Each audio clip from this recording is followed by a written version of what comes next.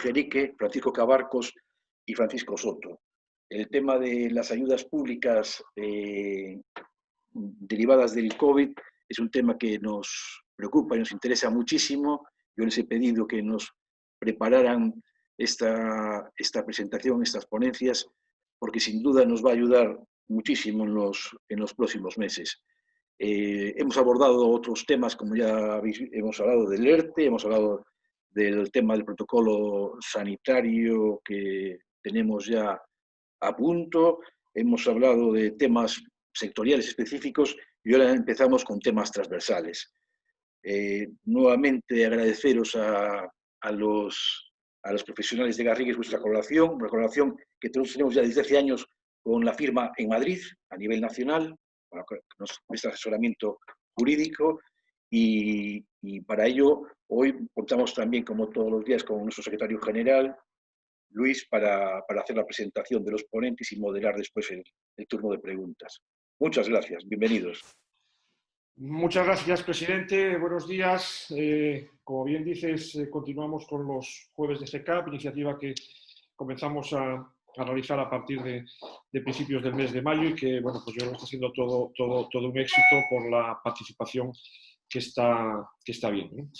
Para esta ocasión y para un tema que entendíamos podía ser de interés para todos y, como muy bien decía Pedro, un tema muy transversal, bajo el título Ayudas públicas ante el COVID, oportunidades y limitaciones para la empresa, vamos a contar con el equipo de Garrigues Vigo, donde contaremos con la presencia de Pablo Ejerique Mosquera, que es cónsul del Departamento de Derecho Administrativo y Urbanismo, con Francisco Soto Barilac, que es asociado principal del Departamento de Derecho Tributario, y con Francisco Javier Cabarcos do Pico, que es asociado principal del Departamento de Litigación y Arbitraje. Tenemos planteada esta webinar con una duración aproximada de 45 minutos y después pues, abriremos un turno de preguntas. Ruego que las dirijáis por favor, al chat y tendremos esos otros 15 o 20 minutos para que podáis preguntar lo que estiméis oportuno. Cuando queráis, Pablo, tenéis la palabra. Muchas gracias, Luis. Muchas gracias, Pedro. Y muchas gracias a GCAP por compartir con Garrigues esta plataforma para hablar de una materia que, como consecuencia del COVID, pues, como estabais comentando, tiene y es de máxima actualidad, como son las ayudas públicas a las empresas. Estamos hablando de una materia extensa, con distintas ramificaciones, transversal, como comentaba Luis, con distintos regulaciones y variantes a nivel comunitario, estatal, autonómico. Por lo tanto, nosotros en esta jornada, y un poco atendiendo a la petición de GCAP, lo que vamos a hacer es exponer y hablar y bueno, hacer referencia a lo que entendemos que son aspectos de interés desde una triple perspectiva. Vamos a hablar en primer lugar de un aspecto en términos de oportunidad referido a las líneas básicas del novedoso marco temporal comunitario, marco temporal que se ha aprobado de manera específica para este periodo de crisis. En segundo lugar, un aspecto práctico que entendemos que es de interés a sí mismo y que está referido a la situación de crisis y a las medidas que, adoptadas como consecuencia de la declaración del estado de alarma y los efectos que pueden provocar estas decisiones en las ayudas que han sido otorgadas con anterioridad a la declaración del estado de alarma, es decir, con anterioridad a esta situación, así como en las decisiones que las empresas puedan adoptar al solicitar, al optar a nuevas ayudas. Y un tercer aspecto de interés sobre el impacto fiscal y contable que representa la concesión de ayudas por los organismos públicos. Pues por lo que se refiere al primer aspecto, lo primero que hay que tener en cuenta es que el impacto que esta crisis ha provocado en la economía ha determinado la activación de uno de los aspectos, de uno de los mecanismos excepcionales previstos en el Tratado de Funcionamiento de la Unión Europea para hacer frente, para dar cobertura a determinados instrumentos de ayudas, a determinados tipos de ayudas que en una situación ordinaria no sería posible otorgar, no sería posible autorizar, puesto que serían incompatibles con las normas de ayudas de Estado y con las reglas de competencia. Y me estoy refiriendo a la previsión establecida en el artículo 107.3b del tratado, que permite declarar compatibles con el mercado interior las ayudas, y dice el artículo 107.3b, que estén destinadas a poner remedio a una grave perturbación en la economía de un Estado miembro. Es un mecanismo excepcional que se activa, que se resulta de este escenario de crisis en el que nos encontramos. Bien, pues con esta habilitación, a partir de este escenario del 107.3b, la Comisión aprobó el pasado 19 de marzo el marco temporal, lo que se conoce como marco temporal, que ya ha sido ampliado y ha sido modificado en 2 ocasiones, en concreto el 3 de abril y el 8 de mayo, y que es un marco que define las condiciones de compatibilidad para determinados tipos de ayuda que cada uno de los Estados miembros podrá aplicar, podrá utilizar para hacer frente a las consecuencias económicas derivadas del COVID. Es decir, tenemos, por tanto, una configuración de un marco temporal comunitario a partir de esta previsión excepcional específica. Pues bien, ¿qué tipos de ayudas surgen como consecuencia de este marco temporal?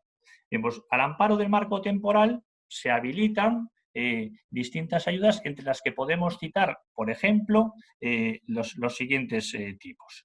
Por un lado, se admite la posibilidad de conceder préstamos con bonificaciones de los tipos de interés, y puede ser tipo de interés cero. Otorgar garantías sobre préstamos que pueden cubrir hasta un 100% de su importe. Se admite además la posibilidad de conceder subvenciones a empresas, subvenciones directas a empresas por un importe de hasta 800.000 euros para hacer frente a las necesidades de liquidez.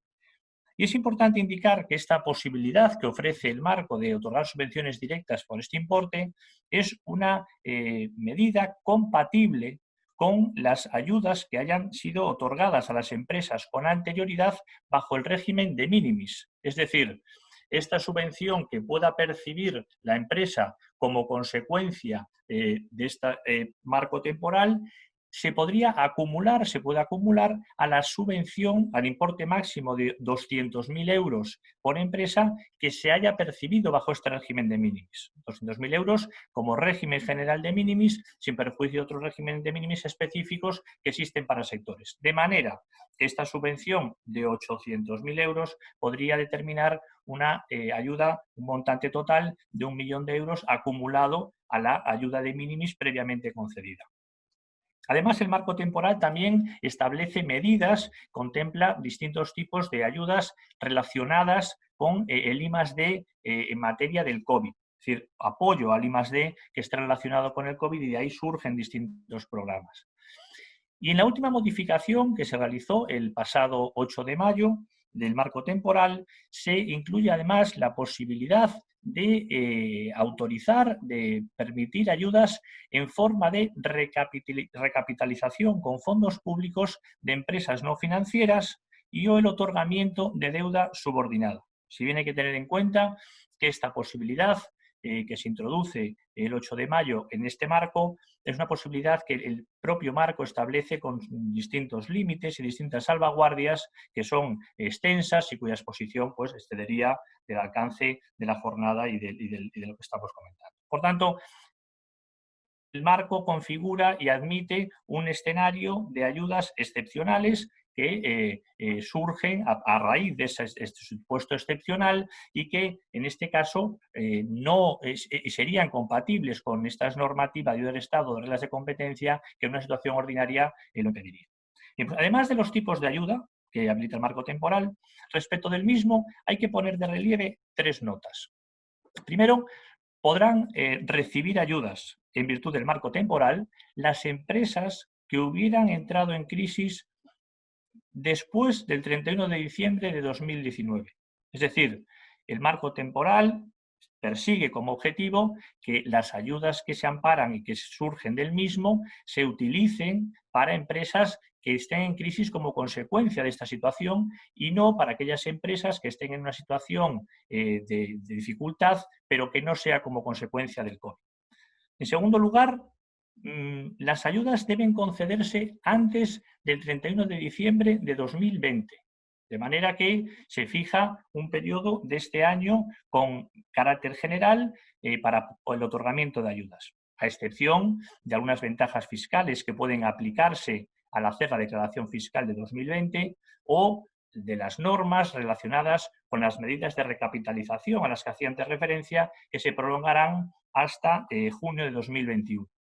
Por ejemplo, en relación con esta cuestión de la temporalidad, el Real Decreto Ley 16/2020, que es el que establece las medidas procesales y relacionadas con el ejercicio de acciones, establece, por ejemplo, que le da un carácter preferente a la tramitación de los recursos contenciosos administrativos que se interpongan desde que se levante la suspensión de los plazos procesales, levantamiento de suspensión que precisamente ha tenido lugar en el día de hoy, hasta el 31 de diciembre de 2020.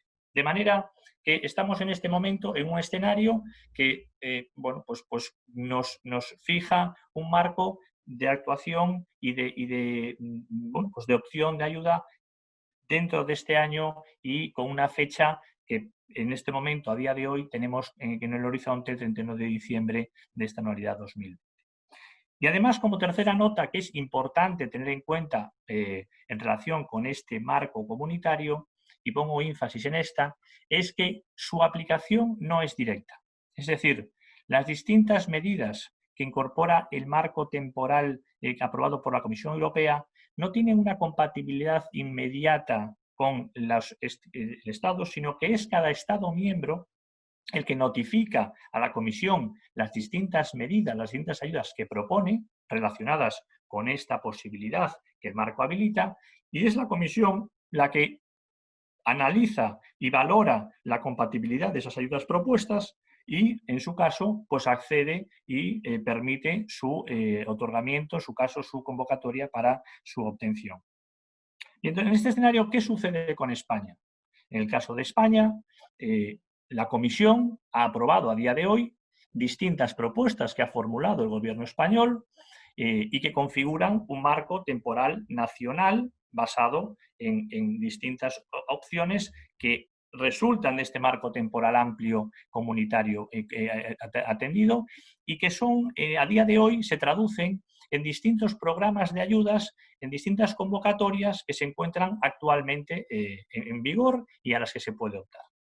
Y entonces, por poner ejemplos, y dejando a un lado las medidas de carácter sociolaboral y las medidas de carácter tributario, que son de una amplitud excesiva, podemos decir que en el caso de la administración estatal, en este momento el esfuerzo está centrado en ofrecer financiación a través del ICO con un plan de avales específico, en este caso en colaboración además con las entidades financieras, plan de avales específico que ya ha tenido un presupuesto que se ha ido prorrogando y se ha ido habilitando y además con varios tramos operativos que se encuentran actualmente en vigor. En concreto, pues existen 4 tramos operativos, 4 tramos en marcha, por importe de 20.000 millones de euros cada uno y con una serie de requisitos y exigencias para optar al mismo, siendo esto a día de hoy, insisto, parece que el esfuerzo fundamental, la línea fundamental en la que la Administración del Estado centra su actuación. Además, también existen otro tipo de ayudas, otro tipo de líneas, como son pues, ayudas a la innovación a través del CEDETI o ayudas relacionadas con sectores específicos, como por ejemplo por el sector cultural, el sector agrario, el sector turístico, o por ejemplo medidas nosotros estamos hablando ahora desde Vigo y en nuestro caso, atendiendo a nuestra localización geográfica, a nuestra situación, pues se puede citar pues, medidas extraordinarias en el ámbito portuario estatal que están relacionadas, por ejemplo, con la facultad de reducir los tráficos mínimos que se exigen en los títulos de concesión a los operadores portuarios o con distintas medidas relacionadas con la disminución pues, de las tasas de ocupación del dominio público portuario o con la tasa de actividad. Es decir, existe un marco, además de ese plan de avales específico a través del ICO en colaboración con las entidades financieras, basado en la financiación, basado en la garantía de préstamos o en el propio otorgamiento de préstamos en concreto. Existe otro tipo de ayudas que se completa en el ámbito estatal con las distintas líneas de financiación y las distintas ayudas específicas que existen en cada comunidad autónoma. Cada comunidad ha ido aprobando, además, a partir de estas habilitaciones que no solamente otorga el marco temporal comunitario, sino también de las propias directrices que tiene la comunidad autónoma atendiendo a sus políticas concretas, un escenario de ayudas que en la mayoría de las comunidades autónomas está centrado en sectores de actividad, en sectores de economía que son relevantes y que son importantes atendiendo a su localización territorial. Pues, por ejemplo, en Galicia, en el sector marítimo-pesquero o el sector turístico, el del comercio, en fin, existen numerosas ayudas, numerosas líneas que atendiendo y que en este caso sí que ya responden en ocasiones a unas ayudas a fondo perdido y subvenciones que se pueden optar y que en muchos casos también están relacionadas con actuaciones de I+D y de investigación y desarrollo y de iniciativas para hacer frente a necesidades que resultan del COVID y de esta situación de crisis y que se han revelado a raíz de este momento. En definitiva, y como conclusión de este primer bloque relacionado con esta exposición general del marco temporal comunitario y de las ayudas que han sido desarrolladas hasta este momento en la Administración Estatal y Autonómica, se puede decir, se puede afirmar que hay un extenso y variado número de líneas y de programas de ayudas que están actualmente convocadas y que es importante conocer bien, es importante analizar, puesto que ahora es el momento de acogerse a ellas. Como dije anteriormente, forman parte de este periodo anual y la mayoría de ellas tienen unas limitaciones temporales que deben atenderse en un periodo de tiempo que no debe exceder al menos de esta anualidad. Y además es importante tener en cuenta en este momento para definir correctamente la estrategia, para definir el enfoque en función del sector de actividad al que nos estemos haciendo referencia, en función del tipo de empresa, si es una pyme, si es gran empresa, y en función de las necesidades que cada uno tenga, si responde a los distintos objetos y a las distintas características. De manera que ponemos énfasis en esta cuestión, dado que ahora es el momento de tomar conciencia y de atender a las mismas con un enfoque adecuado.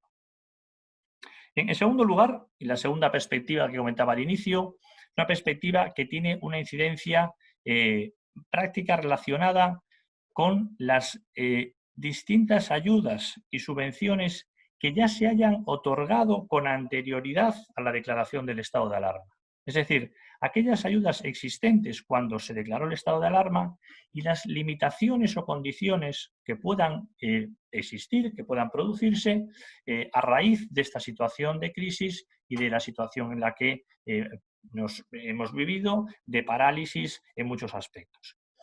Bien, como punto de partida debemos recordar, debemos tener en cuenta que tanto las bases reguladoras de las subvenciones como las resoluciones específicas de otorgamiento de las distintas ayudas establecen condiciones que deben cumplir los beneficiarios de la subvención. Y me refiero a aspectos tan relevantes que normalmente forman parte de este condicionado como pueden ser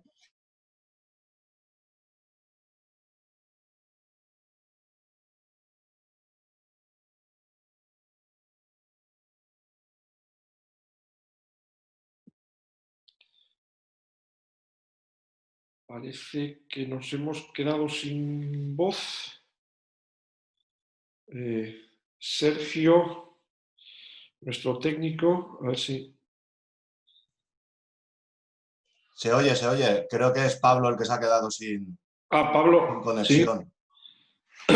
Pablo se ha quedado sin conexión. ¿Podemos, Francisco, retomar uno de vosotros la presentación? Si le damos, si quieres, 10 segundos y si no reconecta, pues empiezo yo con mi parte. Venga, correcto. Están tratando ahora mismo de revisar la conexión. Le damos unos segundos. Sobre todo por no cortar, porque sí que tiene relación lo que él estaba comentando con lo que voy a comentar yo posteriormente. Ya.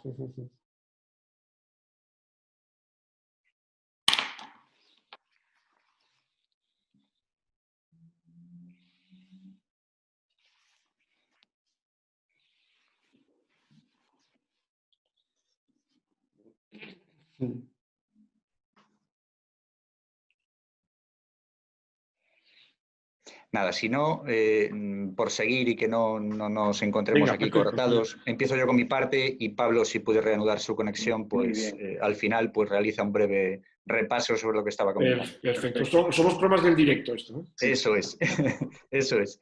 Venga. Bueno, en primer lugar, dar las gracias, igual, o sea, unirme al agradecimiento que ha realizado Pablo a la CECAP por contar con nosotros y tener este tiempo para estar con todos vosotros y comentar esta cuestión de máxima actualidad y de máximo interés. Y sobre todo agradecer a Pedro y a Luis pues, sus amables palabras en la presentación. Aprovechando la organización por parte del Departamento de Derecho Público de su exposición sobre las ayudas, desde el Departamento de Derecho Privado pues sí que consideramos de máximo interés hacer referencia a una cuestión que creemos que está pasando un poco desapercibida, pero que sí que se debe tener muy en cuenta, y es la toma de decisión por parte del órgano de administración de la petición de ayudas. Nos encontramos en unas circunstancias conocidas por todos. Por una parte, tenemos una falta de actividad que ha venido determinada por determinadas medidas establecidas por el Gobierno. Por otra parte, nos vemos también en una situación de falta de solvencia. Nos encontramos con que muchísimas empresas han dejado de realizar pagos y, por contra, sí que vienen obligadas a cumplir con las obligaciones que tenían pactadas con sus acreedores. Y esto, obviamente, genera que cada vez la solvencia vaya a menos. Y, por otra parte, nos encontramos con una incertidumbre a medio plazo respecto a cómo se va a mover el mercado y cómo se va a desarrollar nuestro negocio. Ante esa situación de necesidades y de incertidumbres, desde el Gobierno se han adoptado medidas, por una parte, de lanzar líneas de ayudas, como comentaba Pablo, tanto directas como pueden ser préstamos y avales, como indirectas, como bonificaciones a Seguridad Social, ERTES y demás, como otras medidas mercantiles relacionadas directamente con las situaciones de crisis societarias, como puede ser las moratorias en las solicitudes de concurso, en las moratorias en el cumplimiento de obligaciones en situaciones de estrés de las empresas por pérdidas, en causas de disolución por pérdidas. Centrándonos en cuanto a la cuestión de las ayudas, las preguntas que todo empresario se debería realizar en este momento son las siguientes. La primera es, si solicito una ayuda como administrador de una sociedad, ¿estoy cumpliendo con mis deberes como administrador? ¿Puedo tener algún tipo de responsabilidad por solicitar una ayuda? Porque, claro, en estas situaciones de máximo estrés, es obvio que una petición de una ayuda en una sociedad que no acabe yendo bien puede suponer una agravación de la situación. Se puede agravar la situación de la sociedad y eso podría dar lugar a responsabilidad. No es mi intención disuadir disuadiros de que pidáis ayudas, todo lo contrario. Lo único que queremos con todo esto es recordar que la toma de decisiones en la petición de ayudas es una decisión más de las que tiene que adoptar un órgano de administración en una sociedad, y que como toma de decisión sí que está sometido a unos límites y a una normativa que debe ser especialmente tenida en cuenta en estas especiales circunstancias, con la finalidad de evitar responsabilidades a los administradores. En cuanto a escenarios de responsabilidad anudados a la petición de ayudas, dejando a un lado la posible responsabilidad de administradores derivada de la situación de causa de disolución de sociedades, nos encontraríamos en los siguientes escenarios. Por un lado, podría derivarse responsabilidad por daños causados a la sociedad por el incumplimiento de normas legales o estatutarias. Si el administrador incumple normativa legal o estatutaria, puede generarse un daño a la sociedad. Por otro lado, si se da una situación de incumplimiento de deberes inherentes al cargo, ese deber de lealtad, ese deber de diligencia al que está obligado todo administrador de la sociedad, si se incumplen puede generar responsabilidades en la toma de decisión. Por tanto, todo administrador que vaya a solicitar una ayuda debe tener muy especialmente en cuenta, en primer lugar, que debe cumplir la normativa relativa a esa ayuda y, en segundo lugar, que su decisión debe cumplir fielmente sus deberes de lealtad y diligencia para con la sociedad. Veamos los aspectos más relevantes en cuanto a estos dos diferentes prismas.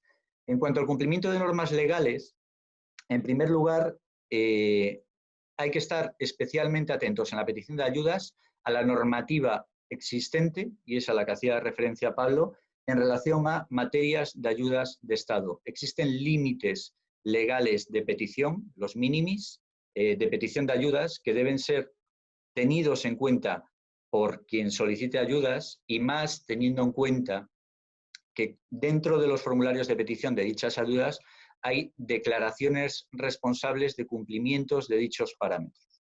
Por tanto, hay que ser especialmente cuidadoso en el perfecto detalle del cumplimiento de los límites de los minimis, saber si una sociedad está dentro de los parámetros normativos o no, teniendo especialmente en cuenta que esos parámetros normativos, os recuerdo, por ejemplo, que se computan a nivel grupo de sociedades. El incumplimiento de dicha normativa podría dar lugar a responsabilidad por parte del administrador en la petición de ayudas. En segundo lugar, tendríamos el propio destino de las ayudas. Tenemos que ser conscientes que cada línea de ayudas viene con unos límites, unos objetos preestablecidos en la propia normativa. O sea, no se pueden destinar a cualquier fin que no se encuentre amparado por la propia normativa de la ayuda. Por tanto, el dinero que se solicite o la ayuda que se solicite tiene que tener el fin reconocido dentro de la propia normativa y no puede ser destinado a otro fin distinto del que la propia normativa de la ayuda establece. En tercer lugar, tendríamos también que tener en cuenta que las propias líneas de ayudas establecen limitaciones temporales después de su solicitud. Por ejemplo, limitación en cuanto a despidos. Aquellas empresas que hayan solicitado ERTES por fuerza mayor por estas causas extraordinarias, pues obviamente han asumido una obligación de mantenimiento de empleo durante un determinado marco temporal.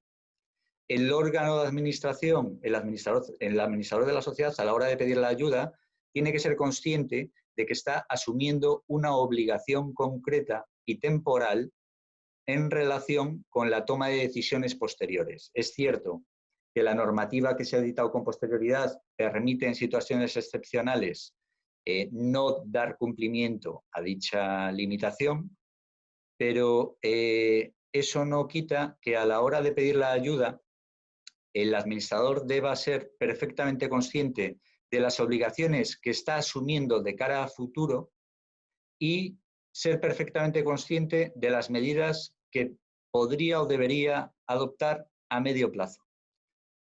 Sobre todo para evitar que el incumplimiento de esa normativa le pueda generar a su vez responsabilidad. Además de del mantenimiento del empleo, existen limitaciones también en cuanto a reparto de dividendos. Ha entrado en vigor una medida que afecta a aquellas empresas que hayan solicitado también ERTES por fuerza mayor y que tuviesen que a fecha 29 de febrero de 2020 no tuviesen menos de 50 trabajadores. Esas sociedades, esas empresas, no podrán distribuir dividendos dentro de este ejercicio a no ser que devuelvan las exenciones relativas a esos ERTES con anterioridad a la distribución del dividendo. Hay que ser especialmente cautelosos en eso y ser conscientes a lo mejor de las obligaciones que se han adoptado con anterioridad respecto a repartos de dividendos. O sea, si existe una obligación asumida de repartir dividendos y por otra parte se solicita una ayuda que impide el cumplimiento de esa obligación, el órgano de administración tiene que ser consciente de esos incumplimientos, de esas derivadas que pueden generar la sociedad y que a él le pueden generar responsabilidad. Lo expuesto hasta el momento tiene relación directa con el cumplimiento o incumplimiento de normas legales o estatutarias, pero como os decía al principio, hay una segunda derivada que es el cumplimiento de los deberes de lealtad y de diligencia relativos al órgano de administración. En relación de ayudas, en cuanto a ayudas, el aspecto más importante es el deber de diligencia del administrador, el deber de diligencia debida. En este sentido, hay que tener especialmente en cuenta un principio denominado puerto seguro que se ha introducido en nuestro derecho a finales del año 2014 y que deriva de un principio que se venía utilizando en el derecho norteamericano, que es el Business Judgment Rule, que incorporado a nuestra normativa permite que si los administradores de una sociedad toman decisiones cumpliendo determinados parámetros, esas decisiones no van a poder ser después discutidas ni se les va a poder pedir responsabilidades por ello. Y, por tanto, quien juegue dentro de esos parámetros en la petición de ayudas, quien se mueva dentro de esos límites, obviamente tendrá un marco de seguridad en el caso de que las cosas vengan mal dadas y alguien le pueda pedir responsabilidades por la petición de dichas ayudas. El principio de la Business Judgment Rule fue introducido en nuestra normativa con una doble finalidad. Por una parte, trataba de proteger a los empresarios audaces, no los temerarios, pero sí a los audaces. O sea, se tenía en cuenta que un empresario debe tomar a veces decisiones que no sean todo lo conservadoras que deberían ser. O sea, se permiten decisiones un poco audaces tirando hacia adelante, siempre que no sean temerarias. Y además se introdujo también para evitar el denominado sesgo retrospectivo, que es la dificultad que un juzgado tendría para valorar una decisión adoptada por un órgano de administración a posteriori, después de ver los efectos que dicha decisión ha tenido en el devenir de la sociedad. O sea, es difícil. Por poneros un ejemplo, si hablásemos de fútbol, sería como decidir si la plantilla que ha puesto un entrenador de fútbol al principio del partido, la alineación que ha decidido poner en el terreno de juego, si ha sido la correcta o no después de saber que el partido se ha perdido. Realmente, cuando uno sabe cuál ha sido el resultado y ese resultado no ha sido el esperado, es difícil, es bastante más difícil, poder decidir si la decisión que adoptó en aquel momento y con aquel conocimiento, en aquellas circunstancias, el órgano de administración fue la correcta o no desde el punto de vista de su deber de diligencia. Y teniendo en cuenta esa dificultad, el principio del que os estoy hablando garantiza la inmunidad del órgano de administración de una sociedad siempre que cumpla los siguientes parámetros. El primero es actuar de buena fe. El segundo, actuar sin ningún tipo de interés personal. El interés por el que se debe velar es el interés social. Y el tercero y más importante es que cualquier decisión se debe adoptar con información suficiente y con un procedimiento de decisión adecuado. Siempre con información suficiente y con un procedimiento de decisión adecuado. En relación con esto, os pongo un ejemplo en toma de decisiones relativo a órganos de administración. O sea, en cuanto a petición de ayudas, es habitual cuando se contratan determinadas líneas de financiación que existan dentro de las obligaciones asumidas con dichas líneas limitaciones en cuanto a solvencia, en cuanto a petición de ayudas, lo que sea. Uno tiene que ser perfectamente consciente de todas esas limitaciones pasadas a la hora de tomar estas decisiones de petición de nuevas líneas y nuevas ayudas de financiación.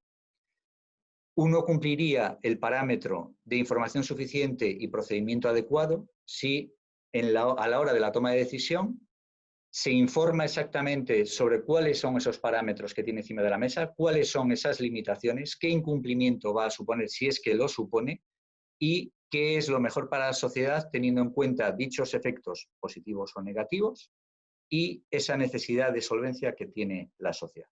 Cumpliendo esos parámetros, la toma de decisión respecto a la petición de ayudas siempre se encontrará un administrador dentro de un parámetro seguro. Por último, dejando entonces el aspecto de cumplimiento normativo y el aspecto del cumplimiento del deber de diligencia, una breve reseña al plano concursal. Tenemos que ser conscientes de que hoy en día la solvencia de las empresas, una vez pase los efectos de estas líneas de ayudas, pues se podrá ver afectado.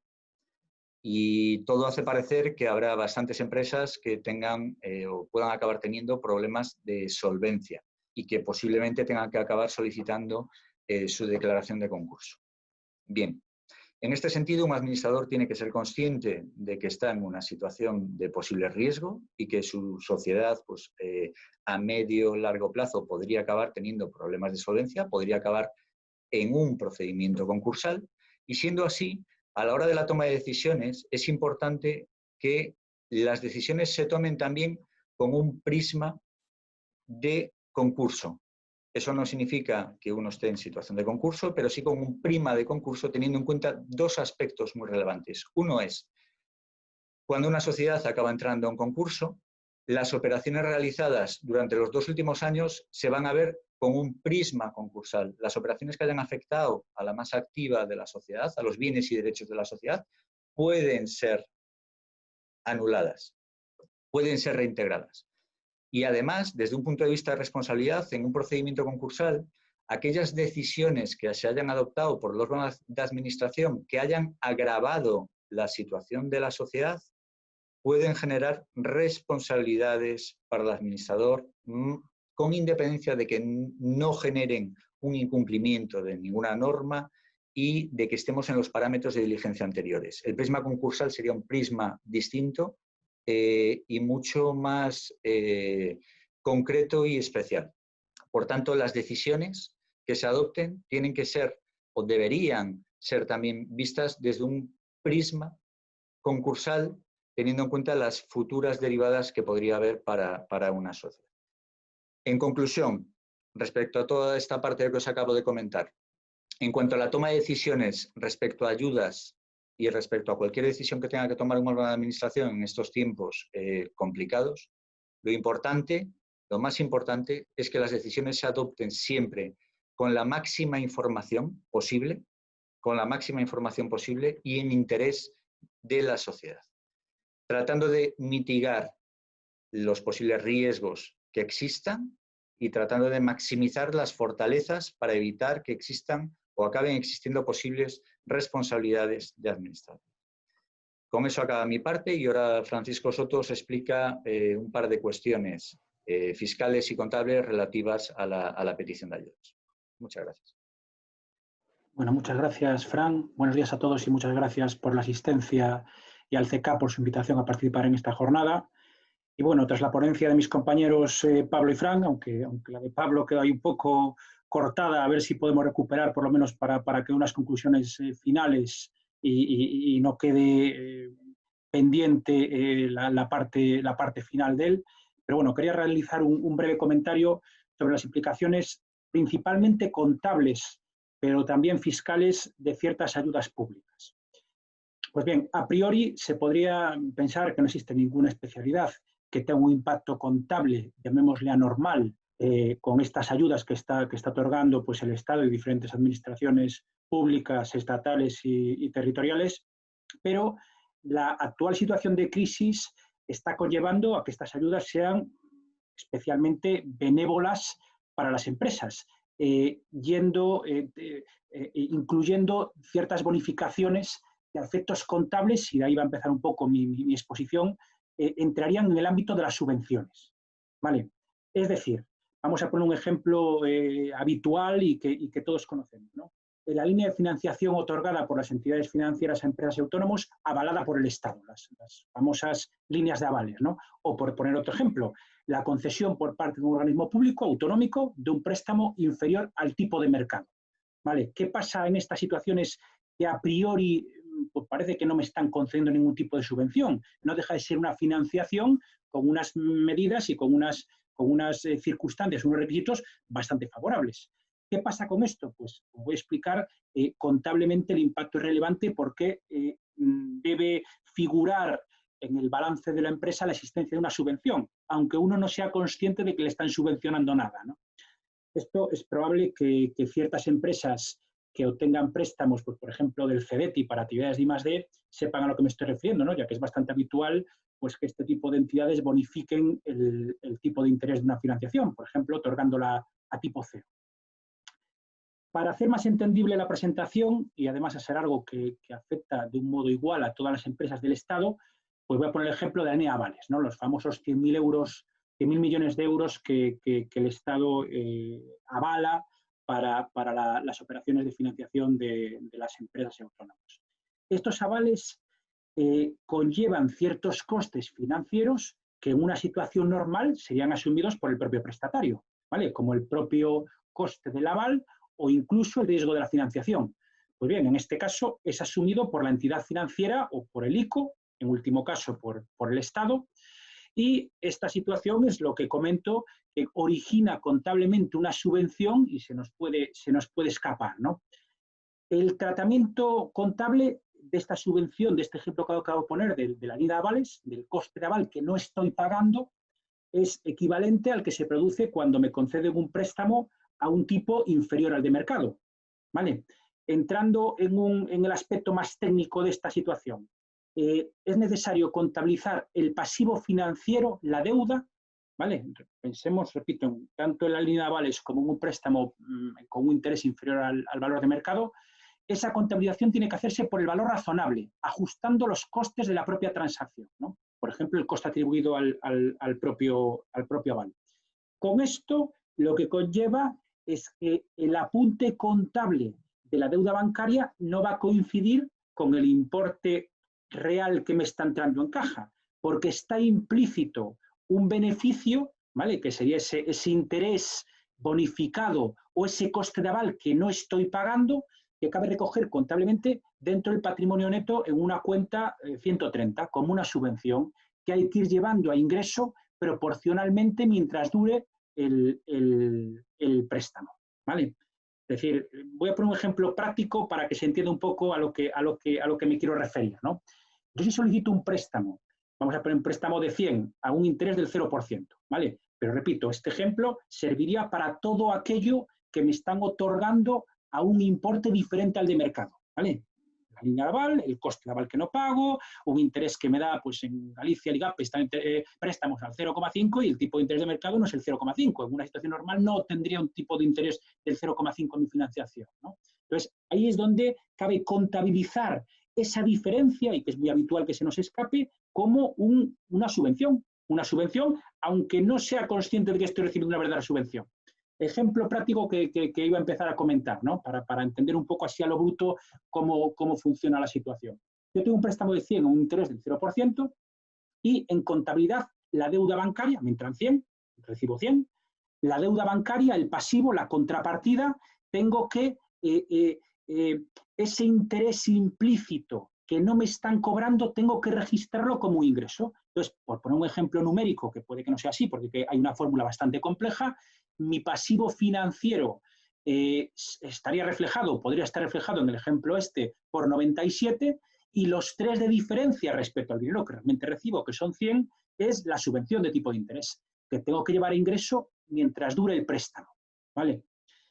La contrapartida de eso es un gasto financiero, es decir, el ejemplo que puse, para que veáis lo curioso de la situación, el ejemplo, el préstamo era un interés del 0%, pero lo que quiero trasladaros es que la contabilización conlleva a generar una subvención que tengo que ir imputando ingresos y la contrapartida es un gasto financiero. Con lo que al ver un balance voy a tener gastos financieros e ingresos por subvenciones, cuando realmente lo único que he recibido es un préstamo que estoy devolviendo sin interés ninguno, ¿vale? Entonces, esto es un poco la parte relevante, ¿no?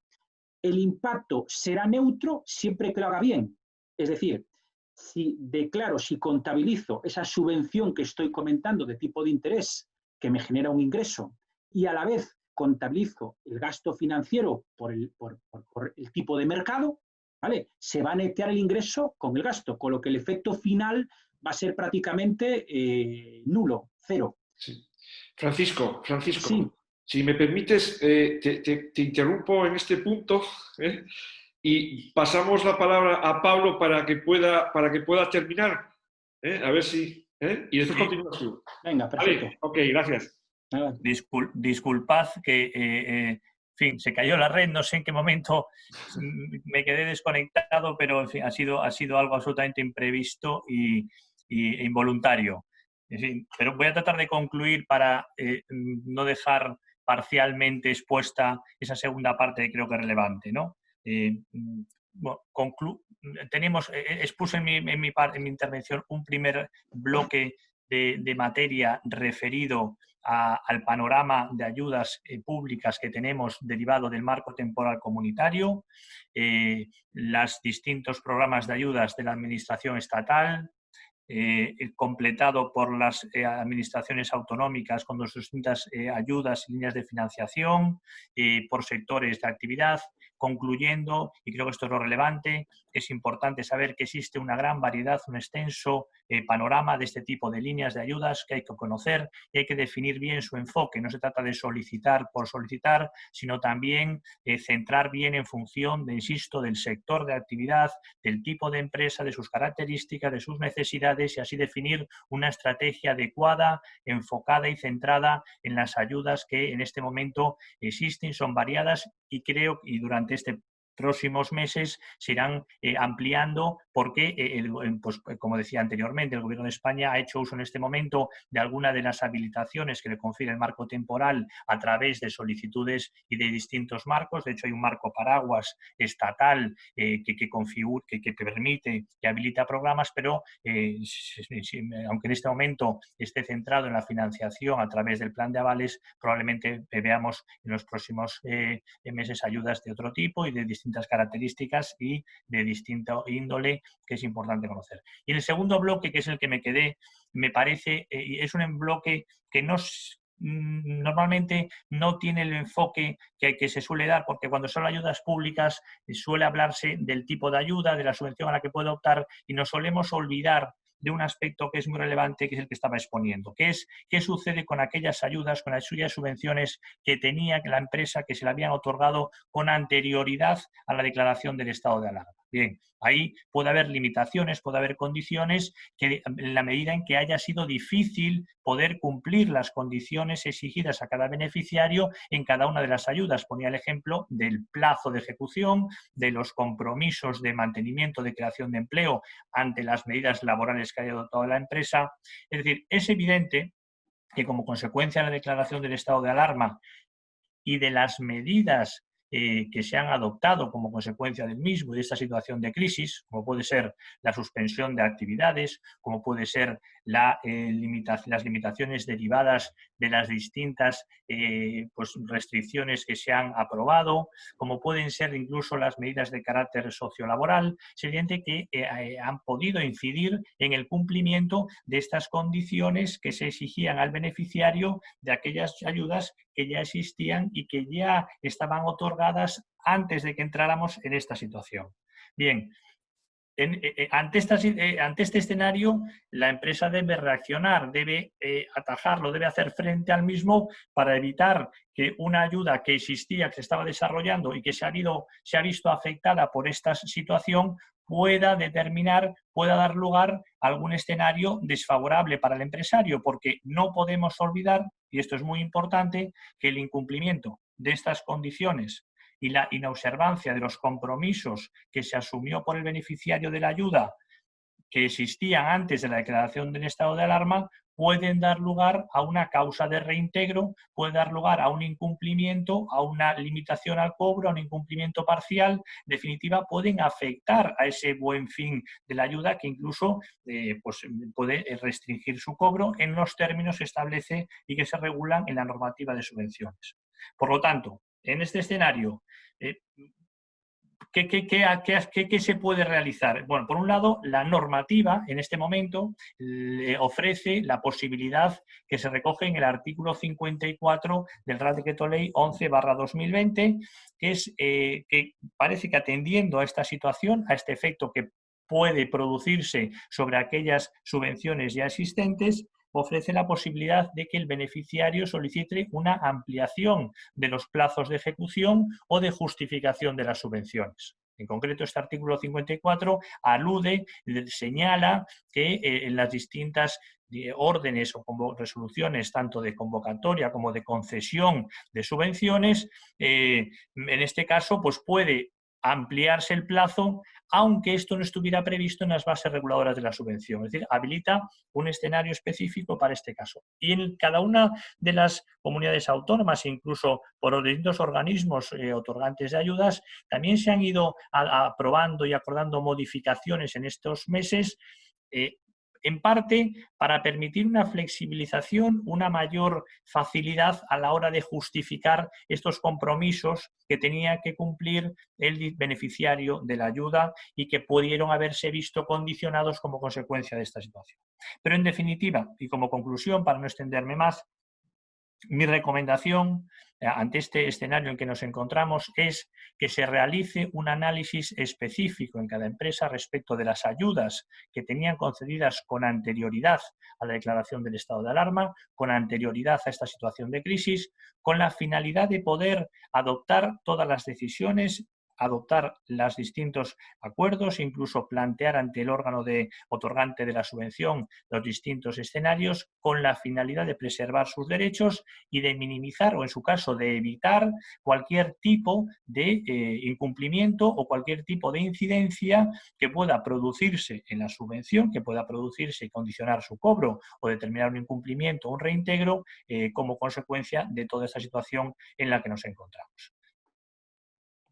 Gracias, finalizo de esta manera y creo, no sé si Francisco ya había finalizado o finaliza, y perdonar que le haya quedado la exposición algo deslavazada. Si queremos, podemos comentar ahora en un turno de preguntas cualquier cuestión que queráis y ampliar algunos aspectos que estiméis precisos. Luis, te cedo la palabra, encantado. Creo que te habíamos interrumpido, te quedaba ahí todavía sí. algo por finalizar. No, me queda un par de minutos, prometo que en un par de minutos termino. Bueno, básicamente lo que estaba comentando es que lo que tenemos que tener en cuenta es que en cualquier tipo de ayuda del Estado, aunque a priori no quede clara la existencia de una subvención, por ejemplo, en las líneas avales, al no pagar el coste del aval, en un préstamo por debajo del interés de mercado, que para ver cuál es el interés de mercado hay que acudir a las normas de operaciones vinculadas, pues ver el interés medio de la empresa o buscar, en todo caso, sería otra opción alternativa, los tipos medios de los préstamos que están publicados mensualmente por el Banco de España, que publica el tipo. Entonces, esa diferencia entre lo que me cobran y el tipo de mercado o el coste del aval que no estoy pagando, a efectos contables es una subvención. ¿Vale? Una subvención que tengo que ir imputando a ingresos durante la duración del préstamo. La contrapartida es un gasto financiero, ¿vale? Como comentaba antes, con lo que al SNTA, tengo el ingreso, tengo el gasto y SNTA, con lo que me podrían ustedes decir, bueno, entonces el impacto es neutro, para eso no hago nada, si es gasto y es ingreso a la vez por igual importe y SNTA, pues parece que la relevancia es mínima.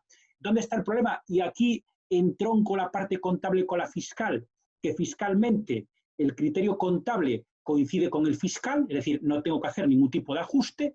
¿Cuál es el problema? Si no hago nada, si no contabilizo ni ese ingreso por subvención ni el gasto financiero y tengo una inspección tributaria, es posible o muy habitual o casi con total seguridad, el inspector me ajustará el ingreso de esa subvención y me hará tributar por él y no me dejará contrarrestar el gasto financiero, porque un gasto para que sea deducible tiene que estar contabilizado. Entonces, de ahí que algo que a priori es neutro sí puede tener a la larga impacto fiscal en caso de no hacer nada. Que empresas, sobre todo las que auditan esto, lo suelen tener más controlado porque los auditores les suelen ya incluso hacer y confeccionar el propio ajuste de esa subvención, porque más, repito, son fórmulas un poco técnicas, pero empresas que no auditen, lo normal, o sea, yo creo que el 99% de las empresas no harán nada. Recibo un préstamo de 100 sin intereses, pues 100 que voy pagando y ni ingreso ni gasto ni nada. Entonces, de ahí viene mi puntualización final para que tengamos en cuenta este matiz y tratemos de encajarlo contable y fiscalmente de la forma adecuada. Y nada más, muchas gracias y cedo otra vez la palabra a Luis. Bueno, pues muchas gracias. Disculpad los asistentes, bueno, esa pequeña interrupción son, bueno, pues causas que pueden suceder con el directo, ¿no? La verdad es que ha sido una exposición muy clara en un tema que, bueno, pues que siempre es farragoso y complicado, ¿no? Y sobre todo, yo también, lo que apunta Francisco Soto en los apuntes contables que en este tipo de proyectos entendemos que, bueno, pues igual no hay que hacer nada, ¿no? Pero el problema viene cuando viene Hacienda con la rebaja, ¿no? Es decir, que si no lo haces y no viene Hacienda, pues probablemente no tenga ningún efecto, porque realmente tampoco afecta a lo que es la actividad de tu negocio, pero esos detalles sí que son muy importantes a futuro, ¿no? En el caso para Pablo, querí que sí que yo te quería trasladar a una pregunta, ¿no? ¿Tenéis información desde el propio despacho del impacto que está teniendo? Porque se habla mucho de que todas estas ayudas, bueno, pues vamos ya por la tercera fase o cuarta fase de lo que son los créditos ICO, pero hay mucha queja por parte de lo que son pymes, micropymes, autónomos, ¿no? Es decir, yo todavía he escuchado un programa de radio donde el presidente del Colegio de Gestores a nivel nacional pues criticaba un poco, bueno, pues que realmente no estaba llegando, ¿no? a esta gente, ¿no? ¿Tenéis un poco de información en el despacho que pueda, digamos, visualizar el impacto que está teniendo esta medida?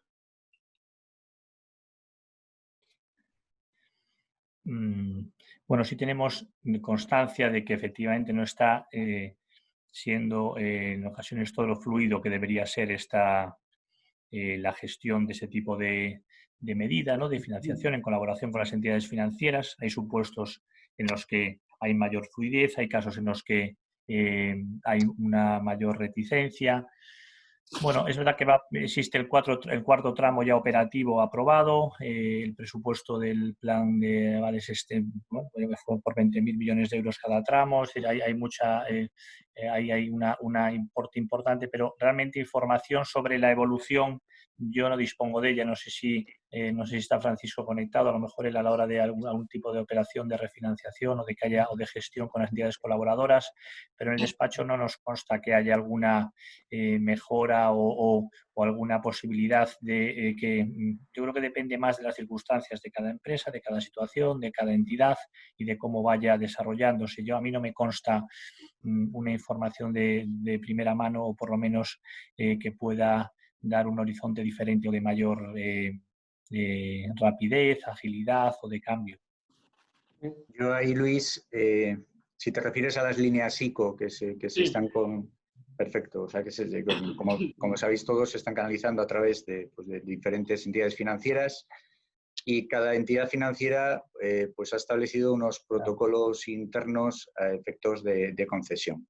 Hay que tener en cuenta que estas líneas hay determinados parámetros que tienen que ser perfectamente cumplidos y tienen que ser revisados por parte de las entidades y os puedo decir que sí que es cierto que alguno de dichos parámetros no es todo lo claro que debería para la parte de las entidades. Y en este sentido sí que hay entidades que, siendo conservadoras en cuanto a la toma de decisión para que no se vea afectado el aval que concede el Estado, sí que han adoptado la medida de otorgar este tipo de ayudas mediante condiciones suspensivas, quedando pendientes de que el ICO dé la conformidad al cumplimiento de todas esas, de todos esos requisitos. O sea, ya se han sacado un poco de encima ellas lo que podrían hacer, las actuaciones que podrían llevar a cabo en cuanto a revisión del cumplimiento de los requisitos, y lo trasladan mediante condición suspensiva al ICO, lo que hace que esas líneas acaben llegando más tarde de lo que podrían llegar. Y en ese sentido sí que es posible que se ralentice la llegada de liquidez en cuanto a líneas, teniendo en cuenta que el ICO pues no está siendo sencillo ni está preparado para toda esa revisión que se le ha venido encima de repente. Al hilo de todo esto hay una pregunta, bueno, un ejemplo, ¿no? Nos dicen préstamo ICO de 95.000 euros con CaixaBank. Nos han exigido ser fiadores del crédito a pesar de que el 80% lo avala el gobierno, ¿no? Bueno, yo creo que era un poco también esto, lo hablábamos antes de entrar, ¿no? Es decir, que al final, bueno, pues sí, aunque vaya con el 80% de garantía, es la entidad financiera la que después evalúa, digamos, la garantía que pueda presentar la propia compañía, la propia tal. Por lo cual, entonces yo creo que se está jugando un poco con este aspecto, ¿no? Parece que se da todo y que nada, el 80% va al Estado, no hay ningún problema. Y ahí sí que, por lo menos a mí sí me consta que está habiendo muchas, bueno, pues dificultades y bastante quejas, porque al final lo que se pretende que llegue a la pequeña empresa tal, pues bueno, pues como tengas con balances inmaculados te lo conceden todo, no hace falta el aval del Estado, es decir, te lo dan directamente a la entidad. Ahora, en el momento que tienes algún tipo de dificultad, pues efectivamente yo no sé si esto está cumpliendo un poco el fin que tal. Y después también decía Pablo un tema a que hacía referencia, y es que las ayudas se podrán recibir para empresas que entren en crisis posterior al 31 de diciembre del 2019, ¿no? O sea, que se hayan Claro, ¿eso cómo se valora? Una empresa, ¿cómo se puede decir que está en crisis a 31 de diciembre de 2019 y no a 30 de enero o a 30 de noviembre? No, o sea, ¿eso cómo...? Bueno, ahí hay unos parámetros, esos efectos del marco temporal que se ha configurado a nivel comunitario. Es decir, se pretende que esta habilitación específica que se concede y que permite habilitar ayudas y programas y configurar un marco temporal nacional que no responda a los criterios o que por lo menos en situación ordinaria no permitiría, de acuerdo con las normas de ayudas de Estado o de competencia. Entonces, lo que se pretende es que estas ayudas estén limitadas a este escenario. Se establecen algunos criterios en el marco temporal de estos efectos y, bueno, yo creo que habrá que tender probablemente a los parámetros que resultan en el mismo para determinar el concepto de empresa en crisis, concepto de distinta situación financiera en la que se encontraba esa fecha de 31 de diciembre del 19. Hay una configuración específica que responde más a aspectos financieros y bueno, pues eso efectivamente hay que hacer un análisis que determine con arreglo a esos parámetros si realmente hay una situación desfavorable anterior a esa fecha o no. Y bueno, pues esos parámetros ahora mismo, no sé si también Francisco tiene algún conocimiento, ¿no? Pero son criterios que están expresamente regulados y atendiendo a la condición de empresa en crisis que entendí desde el punto de vista ya comunitario y normativo.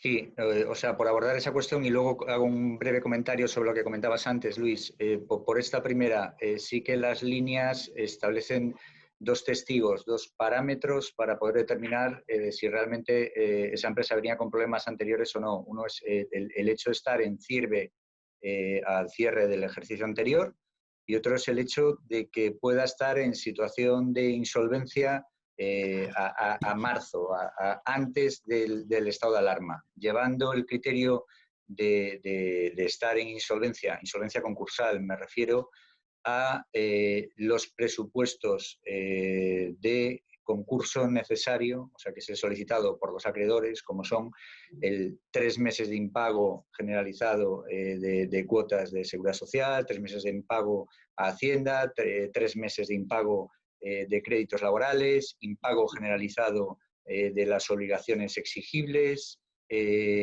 embargos generalizados sobre los bienes de la sociedad. Lo que pasa es que estos parámetros, y por eso os decía antes que para las entidades no es sencillo valorarlos,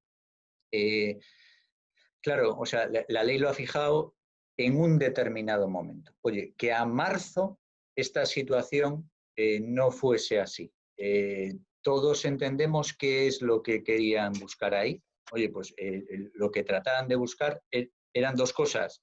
O sea, que las ayudas no fuesen a empresas que viniesen con problemas anteriores y que no fuesen un problema COVID. O sea, lo que se pretende es dar ayuda a empresas viables, no con problemas de viabilidad previos, sino a empresas viables que tengan un problema COVID, un problema temporal y en esta situación actual, y que por lo tanto tengan viabilidad, y sobre todo también, porque es un marco que la normativa no dejó cerrado, es estas operaciones de financiación, tal y como está la normativa ahora mismo aquí en España, podrían ser objeto de reintegración en el marco de un procedimiento concursal.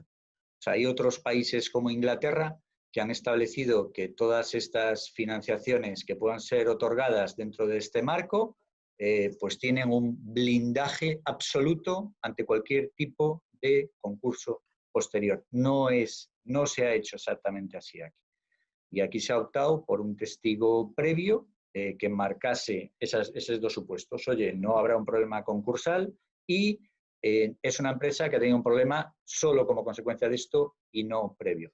Pero esto nos lleva a situaciones que no son tan fáciles de acabar decidiendo si sí que se debe prestar una ayuda o no. Pues os pongo un ejemplo. Imaginaros una empresa que tuviese un problema en febrero de viabilidad, de solvencia, y que con posterioridad lo hubiese solventado. Y luego, como consecuencia del COVID, haya tenido otro problema a posteriori.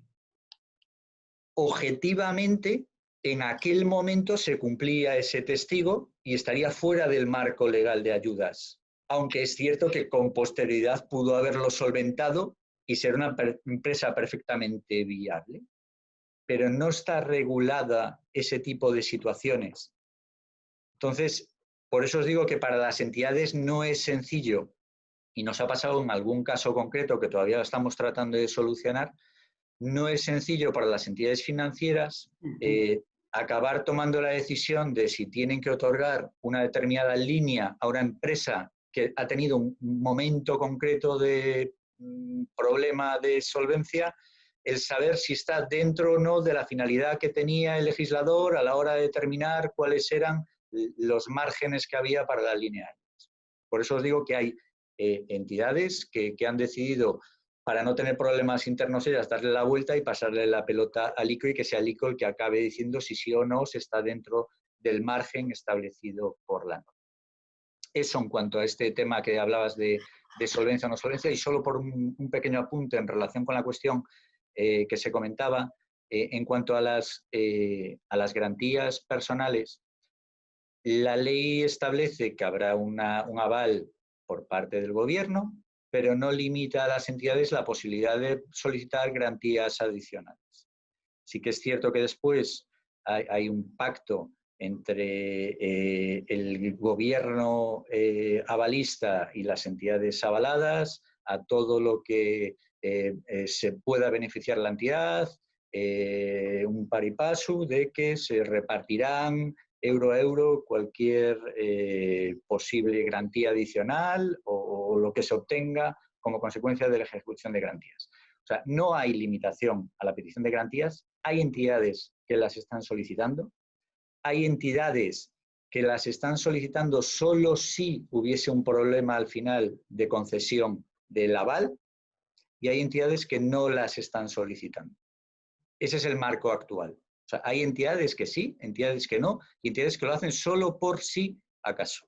Entonces, lo que hay que tratar de buscar es dentro de la situación actual lo que mejor se adapte a cada situación concreta. Pero sí que es importante acordarnos del pasado, de la situación de crisis que tuvimos y de la situación especialmente complicada que generó el otorgamiento de garantías personales en el marco de operaciones de refinanciación en crisis. Entonces, a la hora de otorgar garantías personales hay que ser especialmente cuidadosos y hacerlo con una visión tremendamente clara de cuál es la posibilidad de devolución y hasta dónde uno se está metiendo, teniendo en cuenta las repercusiones que eso puede tener. Era solo por dejar una pincelada sobre ese aspecto. Muy bien. Yo perdona por dar también una última pincelada, ¿no? sobre esa cuestión y un poco entroncándolo con lo que comenté respecto a la subvención y demás. Lo que tenemos que tener en cuenta es que si de la negociación bancaria podemos determinar en los ejemplos que puse antes de no pagar el coste del aval, de que me den un préstamo a un tipo inferior al valor de mercado, si como contrapartida acabo pagando indirectamente ese beneficio que a priori tengo, por ejemplo, que al principio, obligándome a constituir un seguro, ¿vale? Un seguro de vida para que me den un préstamo con un interés inferior, en ese caso tengo que ir al fondo económico de la operación y todo lo que yo he comentado de la existencia de una subvención se viene abajo. Es decir, en ese caso, mi interpretación es que no cabe hacer ningún tipo de contabilización porque de una forma no directa, pero sí indirecta, estoy finalmente pagando ese beneficio que a priori creo que estoy teniendo. Bueno, entonces era simplemente para puntualizar este tema. Muy bien. Pedro, ¿tienes alguna cuestión? Sí, yo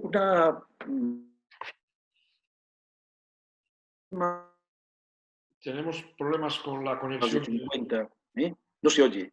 No, ahora, repite. Sí. Digo, sobre el tema de las empresas de más de 50 trabajadores que repartieron ya dividendos respecto de esa excepcionalidad que decíais de que no se podrían acoger al reparto de dividendos, las que ya los han repartido no les afecta. Pregunto. La interpretación que hemos realizado internamente en la norma es que no. Que no le afecta. Que no le afecta. Que la norma, teniendo en cuenta que es limitadora de derechos, porque realmente establece una obligación, la establece a partir de su entrada en vigor. Hay que ver exactamente, entonces, cuándo se ha adoptado ese acuerdo, cuándo se ha ejecutado.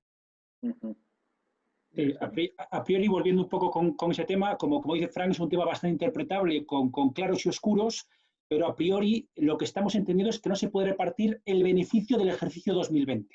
Es decir, que podría incluso, pero repito, cogido con pinzas, un tema complejo y luego pues pelearse con el que lo interprete de forma diferente, ¿no?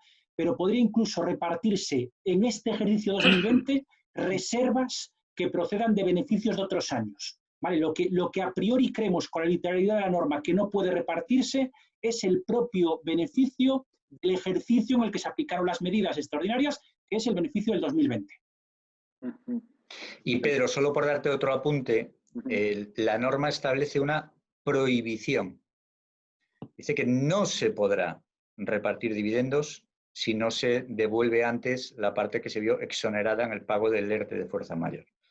Por lo tanto, teniendo en cuenta que es una prohibición, si una sociedad lleva a cabo dicho acuerdo además podría ser impugnable. El propio acuerdo infringe una norma y puede ser impugnado tanto por los socios como por un tercero que se ve afectado. Y para terminar el último punto, salvo que devuelvan las cotizaciones. Es decir, si devuelven todas las cotizaciones que han tenido la exoneración, a partir de ahí pueden repartir lo que quieran. Pero como bien dice Frank, si no devuelven, no puede repartirlo y devolverlas a posteriori. No, es algo que está prohibido, salvo que con carácter previo hagas la devolución de las cotizaciones, la exoneración extraordinaria, el pago del Estado de estos importes. Muy bien. Nos preguntan, hacen un comentario acerca de los límites, podéis aclarar el tema de los mínimis.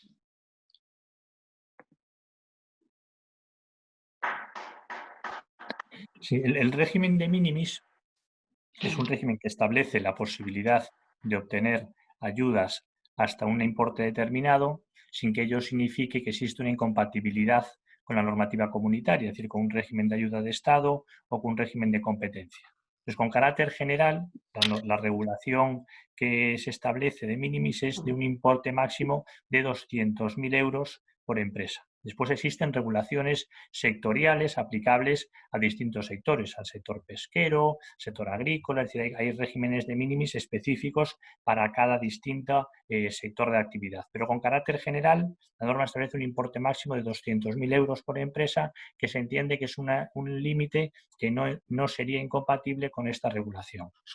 ¿Qué sucede aquí? El marco temporal comunitario habilita para que un Estado miembro pueda plantear como ayuda a otorgar en condiciones de compatibilidad con esta situación transitoria subvenciones directas a las empresas por un importe de hasta 800.000 euros. ¿Vale? Y además lo dice para hacer frente a necesidades de liquidez, con lo cual está directamente relacionado con una situación que hablamos antes de crisis, de ratios de liquidez, de situaciones financieras difíciles provocadas como consecuencia de esta crisis. Bien, lo que se dice en la norma es esta subvención directa que se puede conceder por un Estado miembro para hacer frente a una necesidad de liquidez, no necesariamente a lo mejor vinculada a un sector de actividad, de hasta 800.000 euros, esta subvención es compatible, es acumulable a la subvención que se haya obtenido por una empresa de acuerdo con este régimen de minimis. De manera que si tengo una subvención dentro del régimen de minimis de 200.000 euros por el importe máximo y por el periodo anual o el periodo temporal que marca el régimen de minimis que me resulta aplicable, y yo en principio no podría optar a otra subvención directa porque si no excedería de ese marco de minimis que tengo fijado y no podría exceder porque entonces infringiría la normativa de ayudas de Estado, lo que me dice ahora el marco es esta subvención directa sí es acumulable, sí se puede